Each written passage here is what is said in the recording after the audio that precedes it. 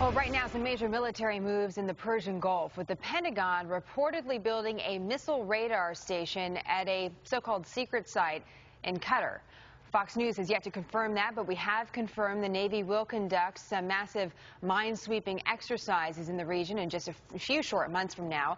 All this coming one day after a deadly altercation in the waters off Dubai. A U.S. ship opening fire on a small boat racing towards it after that boat ignored repeated warnings to turn back. Joining us now, Joe Sestak, retired Vice Admiral of the U.S. Navy, spent quite a bit of time in the Persian Gulf. He also served 2 terms in Congress. And also with us, retired Captain Chuck Nash. He served in the Navy for 25 years. He's also a Fox News military analyst. Nice to have you both with us today. Good to be with you, Jen. Nice to be with you. Captain Nash, I'd like to start with you on these mine-sweeping exercises. Sometimes those exercises are called war games. What exactly are we aiming to do? Well, the Fifth Fleet has had a contingency plan for decades to keep the Straits of Hormuz open. And one of the critical things that the Iranians could do to close those straits is to hold it hostage, if you will, by surface-to-surface missiles fired from the shoreline and or seed naval mines into the waters of the Persian Gulf and the Straits of Hormuz. So as any part of a contingency plan, the U.S. Navy has to include in that the ability to sweep those waters clear of those mines. And that's why the Navy has exercised that capability, funded that capability, and has beefed up that capability recently. Congressman, you were most recently in the Persian Gulf in the early 2000s as you were deployed to that area. Did you do this well? Yes, we conducted operations there with the Gulf Cooperative Council states in order to make sure that we were prepared to address this issue. This is a type of asymmetric warfare. The Iranian... What is asymmetric warfare?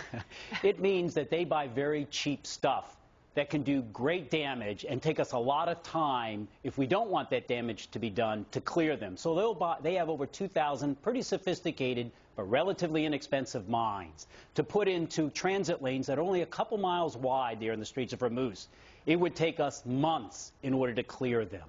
If we don't destroy the fishing vessels that often drop them off, cheap fishing vessels first. Second, they have several hundred missiles that can land in Saudi Arabia, into Israel, even to southern Turkey. And that's why as you said at the beginning of this interview, we are putting out there some better missile acquiring radar, and why this second aircraft carrier battle group that is going to come into the Gulf will have additional guided missile destroyers that can then shoot down these missiles as they come across.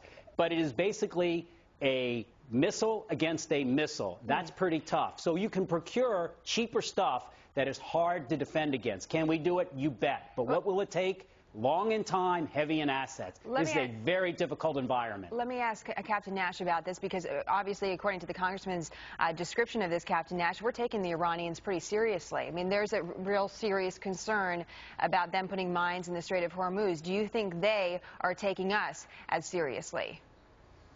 I think they are, but at the same time, the West has let Iran skate, if you will, for decades. And it's been U.S. administration after U.S. administration. It always seems that the Iranians do something belligerent. We get real mad at them. Strong statement in the United Nations, sanctions, and then all of a sudden there are 20 exceptions to the sanction rules. So the Iranians have been like a very bad kid growing up in the neighborhood, where the people in the neighborhood look at this kid and go, you know, we don't like what we're seeing here. Well, now all of a sudden, that kid who's been acting out more and more over the decades now is a teenager and has really serious weaponry. And now the neighborhood's really scared. So we in the West and those in the neighborhood have sort of brought this on themselves. Interesting, Congressman. This dysfunctional child, as Captain Nash could put it, is putting it now, could potentially have a nuclear weapon, which is, changes the stakes of these things. And yes. Continuing that analogy, if you will, if there's no threat of something to come when a child is misbehaving, then they're never going to change. So we can send 20 aircraft carriers to this area. If they don't really believe that we're going to use them, then will we ever change this pattern of behavior? And how do we do that? You're absolutely right. The use of our military has to, when it's used, be done in the correct manner and be successful to have credibility. But the overarching issue which Chuck brings up is Should we, over administrations, have been putting crippling economic and diplomatic, financial, travel sanctions upon Iran much earlier? Yes. Now, this has occurred over this past year. As you well know, the value of the currency in Iran has dropped like a rock. Inflation is out of sight. Unemployment's going overboard. It can't even export its oil now on its own ships right now because we have all gotten Lloyd's of London to say they're not safe to go into foreign ports. So finally, to Chuck's points, we're trying to do what's right. Put devastating economic, financial sanctions, because I believe the military option should never be off the table, but it should be on the back of the table. I wish, as he does, that we had done this with the support of the EU, China, and others much earlier. I want to make sure before we put men and women into harm's way, however, that we first tried to resolve this diplomatically. Can't tell you it's going to work, but that's why we are being prudent to build up our military to make sure if we have to do it, we do it well. Congressman, it's interesting you bring up the oil tankers and whether or not we're crippling Iran. We have an investigative journalist coming on our show in about an hour who says she has proof that the Iranians are disguising their ships and getting the oil out of the country and continuing to do business. So this is a topic. You know, it's interesting. You're absolutely right on that point. He has 39 oil tankers now because they can't go into foreign ports, and nobody will carry Iranian oil because we won't give them insurance on other tankers. They are finding some of these blacklisted tankers to try to sneak them in. We've got to cut that down also.